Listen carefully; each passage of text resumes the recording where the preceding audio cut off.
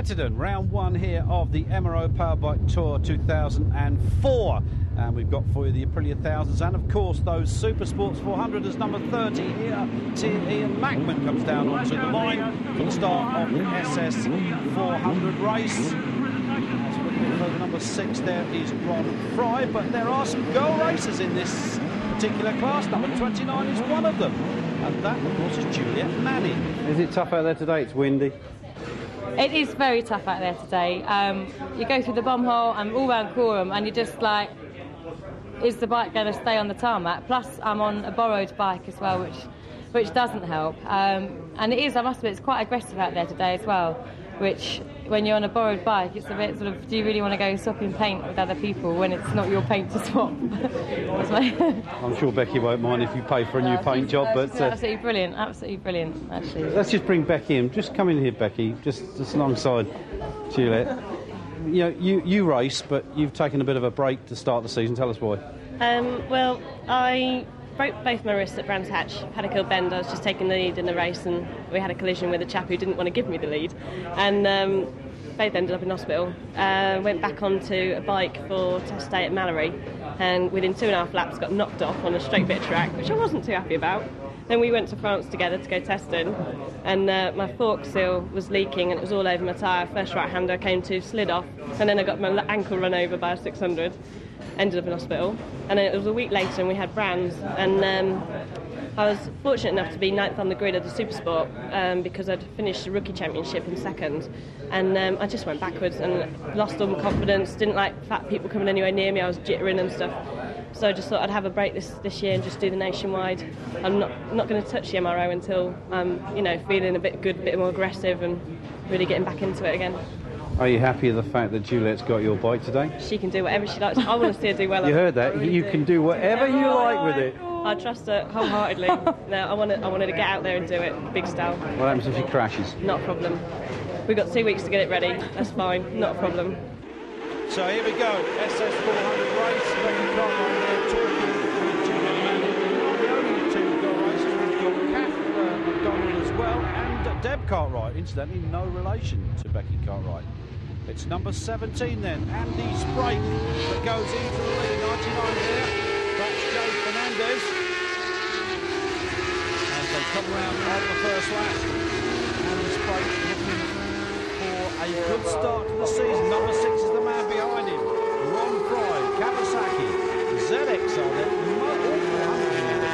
there are the occasional 250s in there, because this series, as those of you that know it well remember, that replaced the old Aprilia 250 challenge, because Aprilia don't make the 250s anymore, which is a shame. There's one or two still out there, but mostly everybody now changing to the 400. And there is Juliet Manning going through on Becky Cartwright's bike, number 29. She's way down the field, so I think she's a little bit apprehensive about scratching that paintwork of Becky's.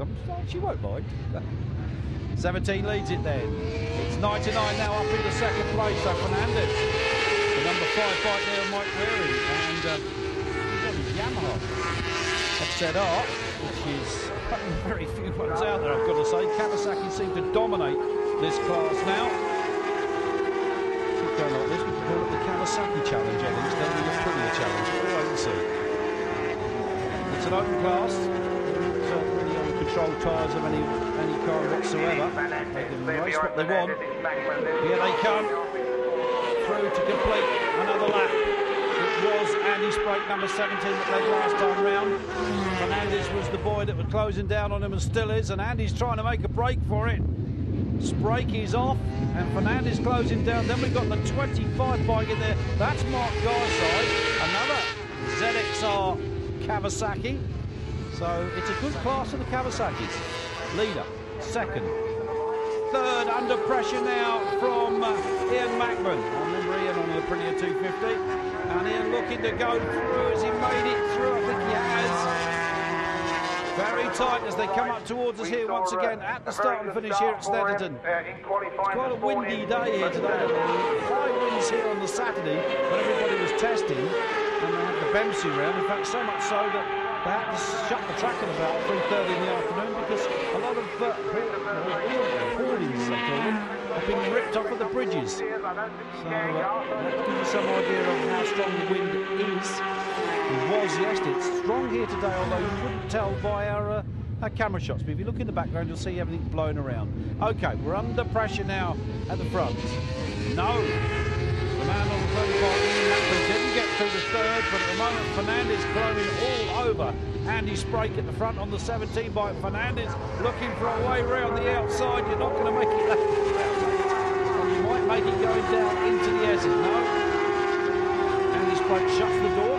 Very convincing. Look at the crowd here today as well, which is always nice. It's the head up now to complete another lap.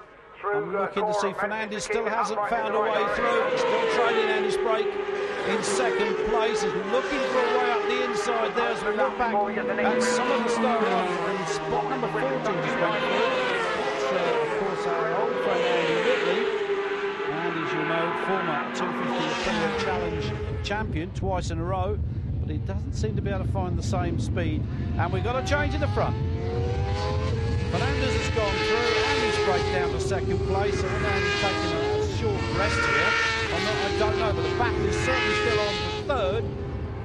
Between 25 Mark Garside, of course, and number 30 Ian Mackman. Young Jay Fernandez leads this one. No change in third. I can see Andy Whitney just going through there on that 14 bike. Here they come, and Fernandez is pulling a gap. He's trying to make a break for it. Break the toe of the man behind. He's trying to get away. As the rest of the field comes through.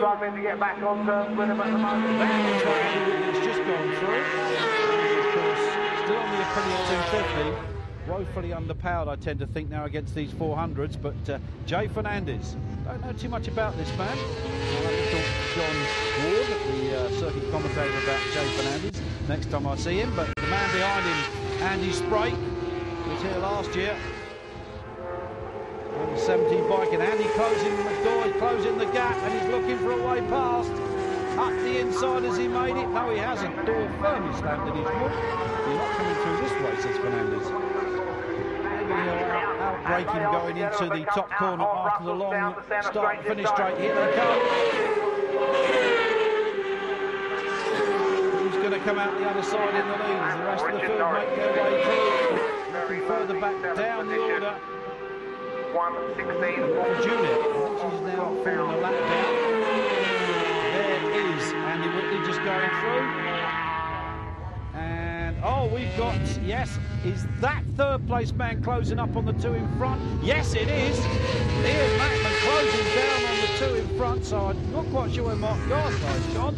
He was around there. A little bit further down the field here, and leading that group, that's 36, that's Greville Ball, and he's got 22 behind him, Pete Spaulding, and there is Andy Whitley, number 14. So Andy running around 9th or 10th at the moment. Here's the battle at the front, and at the moment Ian Mackman not able to close down on the two out front, and Andy Sprake's gone back into the lead. Fernandez down to second, and Mackman there in third, so Sprake now takes the reins at the front.